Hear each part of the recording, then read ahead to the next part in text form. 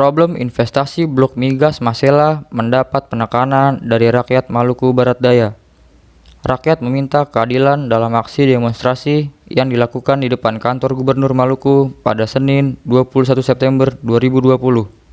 Menanggapi hal ini, Direktur Pelayanan Advokasi untuk Keadilan dan Perdamaian Indonesia, Gabriel Goa, kepada media ini menjelaskan apa yang harus disampaikan rakyat Maluku Barat harus dipenuhi oleh pemerintah pusat dan daerah. Jadi kami dari Lembaga Hukum dan HAM 4 Indonesia, dari pengalaman kami mendampingi masyarakat adat di Sumatera, Jawa maupun Kalimantan, serta Sulawesi, maka sudah waktunya kami sangat mendukung rencana dari masyarakat Maluku Barat Daya yang mendorong untuk mereka ikut terlibat bersama, berpartisipasi aktif, bukan sebagai objek tapi subjek dalam menentukan masa depan bersama dengan negara terkait investasi di Blok Masela. Yaitu Blok Masela ini kan ada di wilayah Maluku Barat Daya, depan Australia, juga dekat Timor Leste, dan juga dia bagian dari Provinsi Maluku. Namun perlu diingat bahwa Blok Masela menjadi proyek nasional dan juga internasional terkait investasi migas. Nah, tidak hanya nanti di Blok Masela, tapi juga nanti ada di Mua Selatan dan juga nanti di Bintuni di Papua.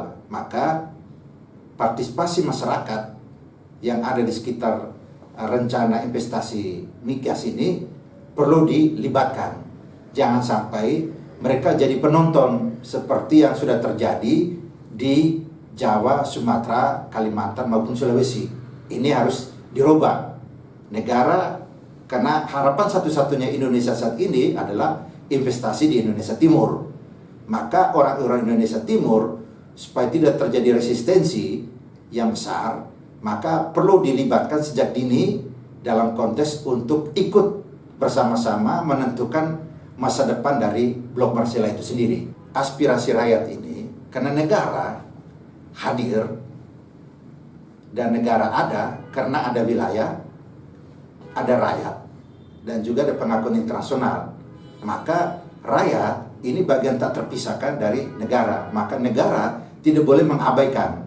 Dan kami akan mendukung saudara-saudara kami yang ada di seputar wilayah rencana investasi tambang migas di Blok Masela ini untuk diikut sertakan bersama-sama. Sehingga mereka sudah bisa mengambil dan menentukan langkah bersama dengan negara, termasuk investor yang mau invest di sana. Jadi kalau ini bisa dilibatkan bersama-sama, maka partisipasi masyarakat untuk sebuah rencana pembangunan, saya kira ini bukan sesuatu yang naif. Maka ini sangat dibutuhkan. Kalau perlu ini mendorong untuk mereka juga merasakan asas manfaat daripada investasi tambang itu. Jangan sampai mereka lebih banyak mendapatkan mudaratnya daripada manfaatnya. Ini negara tidak boleh mengabaikan. Dan negara harus mendukung dan mendengar jeritan dari voice of the voiceless yang berada di sekitar tambang.